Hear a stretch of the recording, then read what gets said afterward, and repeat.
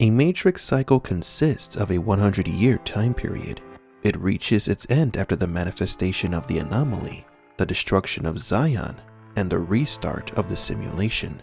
In previous videos, we've discussed how the truce between humans and machines could end, about how Neo will face a new and bigger threat in Matrix 4. But what if Neo returns hundreds of years into the future? Welcome to Matrix Explained.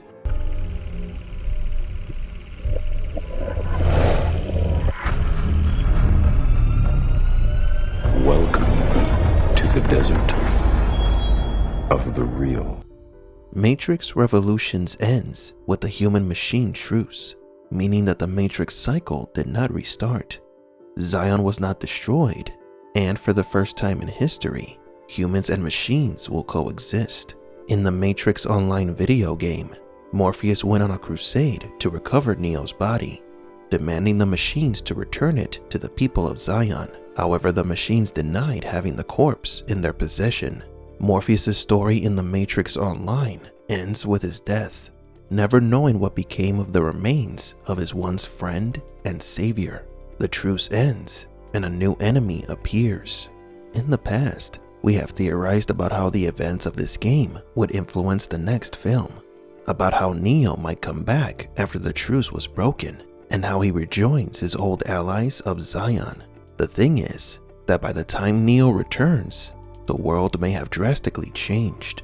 One of the characters who isn't returning in Matrix 4 is Kaz. Gina Torres, who played Kaz in the Matrix sequels, gave the following statement during an interview.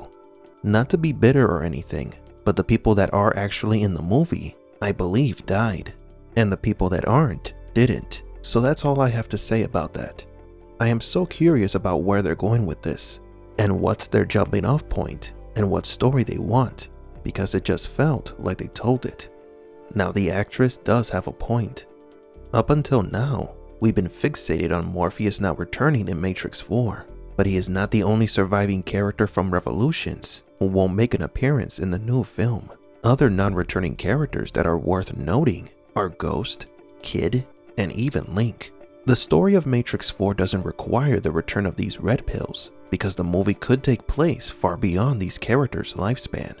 It's possible that the reappearance of one red pill, Niobe, may just be within flashbacks. This theory makes the most sense to justify the absence of so many characters from the original trilogy. Maybe the truce lasted for several decades before war broke out again, bringing the inevitable destruction of Zion. For a long time now, we've talked about how the machines are trying to maintain the balance of the equation by controlling its variables. So it doesn't make sense for them to allow different humans in each Matrix cycle. Take plants for example.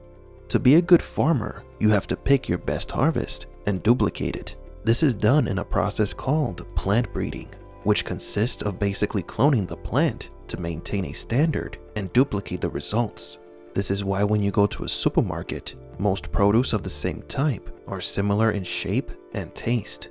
If the harvest is left to grow naturally, the results will vary as different plants of the same fruit will produce variations in sweetness and size.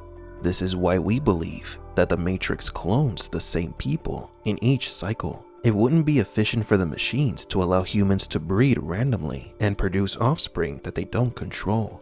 Because of this, human breeding is controlled to favor consistency, thus helping maintain the balance of the equation. Human cloning is also expected, since all humans that are born in the Matrix are in fact hybrids. At the end of Matrix Revolutions, we saw the Matrix restored. However, it wasn't a complete restart.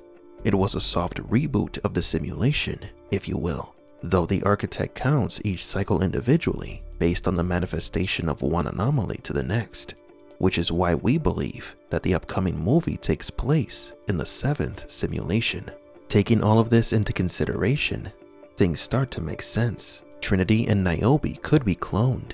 They are manifestations of their past selves in the 7th simulation.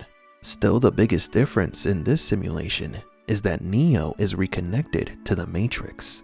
Imagine for a second that in this cycle, the reconnected Neo meets the new Trinity. She can't remember him being the one because she is not the same Trinity. To her, Neo is just another potential. So what if this version of Trinity recruits Neo not knowing that he was the one? This creates an interesting dynamic because Neo could, at any moment, remember his past self from the previous simulation, remembering everything that had happened in the previous trilogy, and he tries to remind Trinity of the love they once shared, but she can't. It is an interesting, yet depressing prospect that could serve as a way to introduce themes like reincarnation into the Matrix lore.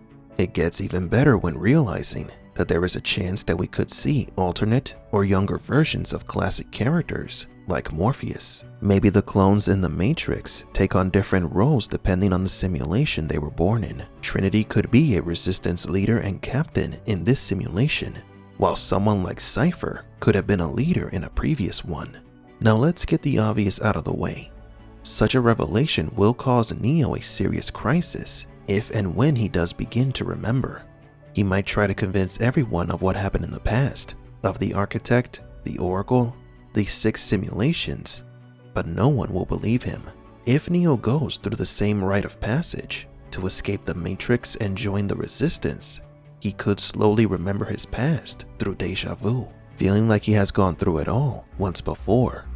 And once Neo remembers everything, he will come to realize that nothing has changed.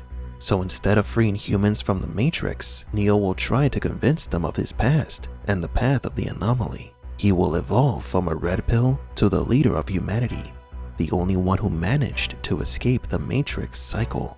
If the Matrix Online continues to be canon, and Lana Wachowski acknowledges its events in Matrix 4, then it would make sense for the sequel to take place in the distant future, 100, maybe 200 years after the events of Matrix Online, turning the Matrix 4 into a soft reboot rather than a direct sequel or remake, which is a good thing.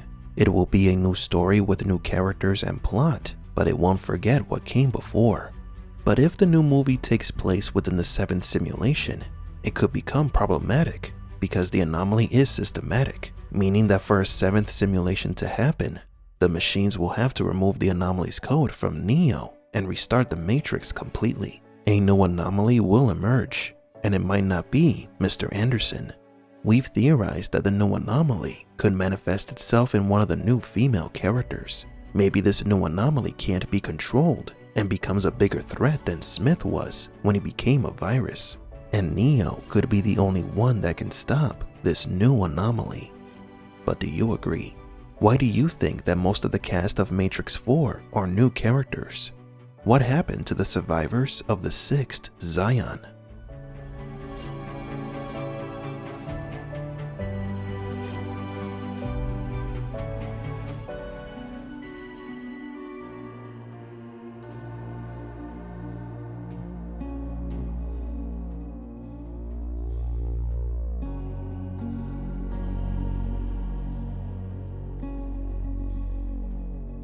For Matrix Explained, please leave a like and subscribe.